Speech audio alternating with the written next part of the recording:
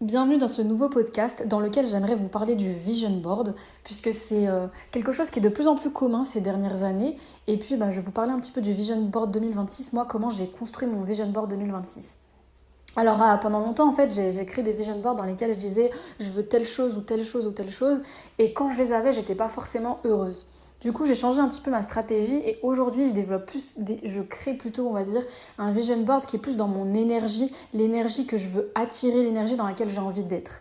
Du coup je me dis plus, je cherche plutôt des mots en fait qui définissent l'énergie dans laquelle j'ai envie d'être. Par exemple, si j'ai envie d'être dans l'abondance, si j'ai envie d'être heureuse, si j'ai envie d'être joyeuse, si j'ai envie d'être entourée, si j'ai envie d'être, je sais pas moi, apaisée, stable. Donc vraiment aller chercher des adjectifs comme ça, des mots qui permettent de caractériser un état émotionnel plus que j'ai envie d'avoir une maison dans telle ville, j'ai envie d'avoir un appartement à tel étage, parce que des fois, en fait, tu peux avoir cet appartement à tel étage, dans telle ville, dans tel quartier, et en fait avoir une situation qui fait que t'es pas bien, que t'es pas heureux.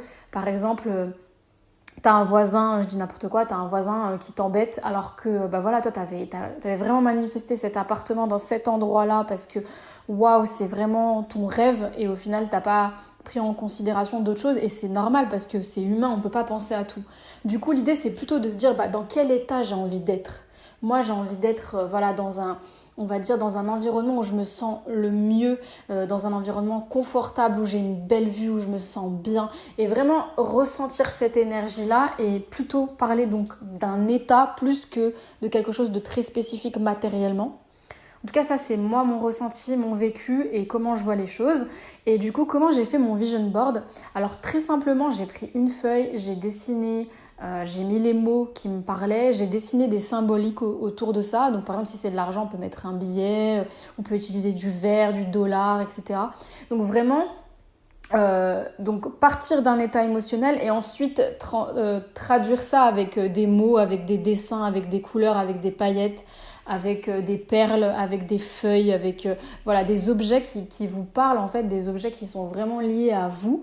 Et du coup, voilà, vraiment avoir un vision board qui nous ressemble. Après, ce vision board, on peut l'accrocher comme on peut ne pas l'accrocher. On peut le mettre à un endroit au niveau de son bureau pour le visualiser tout le temps, pour s'en imprégner. Et en même temps, ça peut être juste quelque chose qu'on vient manifester une bonne fois pour toutes, début de l'année, milieu d'année, peu importe. Et puis après, on oublie quoi en fait. C'est juste, voilà, on s'est posé, on s'est dit qu'est-ce que j'ai envie, comment est-ce que j'ai envie de vivre, qu'est-ce que j'ai envie de ressentir dans ma vie. Et bim, c'est écrit, c'est sur papier, c'est exprimé, c'est manifesté. Voilà, c'est la fin de ce podcast, j'espère qu'il vous a plu. Si c'est le cas, je vous invite à liker et à vous abonner à la chaîne. À plus!